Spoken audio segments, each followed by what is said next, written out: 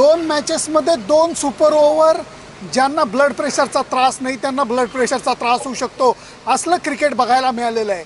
दोन मॅचेसमध्ये खरोखर न्यूझीलंडच्या हातामध्ये नाही खिशामध्ये सामना होता आणि दोन्ही मॅचेसमध्ये भारताने त्यांच्या तोंडातला घास जणू काही काढून घेतलेला आहे। आज जी मॅच झाली या स्काय स्टेडियमवरती वेलिंग्टनला, त्याच्यामध्ये बऱ्याच वेगवेगळ्या गोष्टी आपल्याला बघायला मिळाल्या। कारण एका वेळेला असं वाटत होतं की सामना भारतीय टीमच्या हातातनं कॉलिन मनरो घेऊन जाणार, परंतु तेवढ्यात कॉलिन मनरोनी एक चूक केली, त्यांनी क्रिकेटला गृहीत धरलं आणि तो रनआउट झाला। तो क्षण हा सामन्याला कलाटणी देणारा थोडासा होता। त्याच्याबद्दल कॉलिन मनरोला काय वाटतं हे आपण ऐकूया। I saw it going over and I was like, oh yeah, well, it's going to the non-danger end for me. And you know, then when I saw Kohli catch the ball and spin around, then I thought, oh crap, I'm in a bit of trouble here. And then he hit like he usually does. Match super ओव्हरमध्ये कशी गेली? शार्दुल ठाकूरनी शेवटची over टाकताना 4 batsman out झाले, 2 त्यांनी केले, 2 run out झाले। शेवटच्या 20व्या ओव्हरमध्ये 4 बॅट्समन आउट झाले आणि त्यामुळे मॅच ही सुपर ओव्हरमध्ये गेली। सुपर ओव्हरच्यासाठी सुरुवात झाली तेव्हा बुमराहनी सुरुवातीला सिफर्टला 2दा आउट काढलेलं होतं, 2 कॅचेस सुटले आणि तरी भारतीय टीमनी 13 रन्सवरती समोरच्या टीमला रोखलं। नाट्य तिथं संपलं नाही, कारण त्याच्यानंतर काय झालं तर के.एल. राहुलने सुरुवात चांगली केली, तो आउट झाला, पण विराट कोहलीनी शांतपणे मॅच हातात घेतली। याच्यामध्ये आपल्याला 2 गोष्टी बघायला मिळाल्या की भारतीय टीम कधीच हार मानत नाही। हे माझं म्हणणं नाही आहे, त्याच्याबद्दल मनीष पांडे ज्याने अप्रतिम बॅटिंग करून अर्धशतक केलं त्याला काय वाटतं आपण ऐकू। इधर मनीष, बाहर से दिखता है कि हाई कैचेस छूटते हैं फील्डर से, ना कि अपने उनके भी, तो ऐसे ग्राउंड पे जब हवा तेज चल रही होगी तो हाई कैचेस पकड़ना कितना मुश्किल हो जाता है?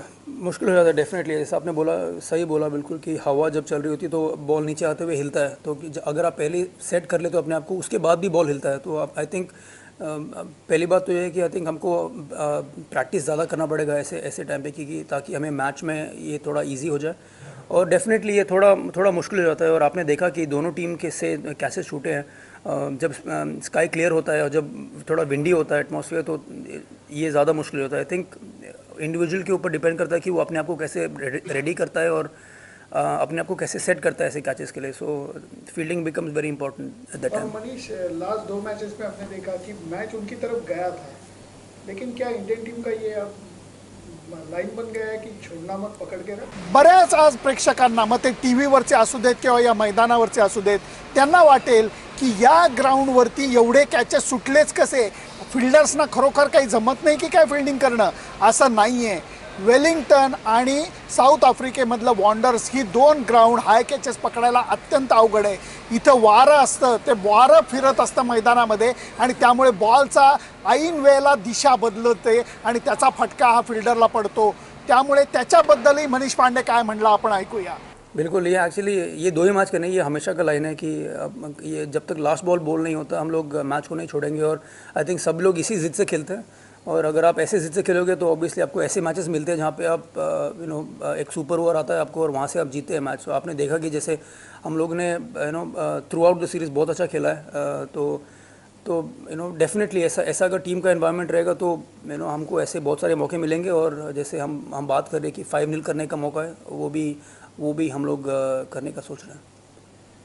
हिंदी सिनेमापर्यंत प्रमाणे शेवट गोड हे आता क्रिकेटमध्ये दिसायला लागलेलं आहे। एवढ्या सगळ्या उलापात्या होऊन सुद्धा शेवट गोड झालेला आहे। भारतीय टीमने नुसती मालिका जिंकली नाही तर 4थ्या सामन्यामध्ये नाट्यमय विजय मिळवलेला आहे। आता भारतीय टीमचं लक्ष आहे की शेवटचा सामना जिंकून मालिका 5-0 जिंकायची। बघूया आता चौरंगामध्ये काय होतं। सुनंदन लेले, वेलिंग्टन।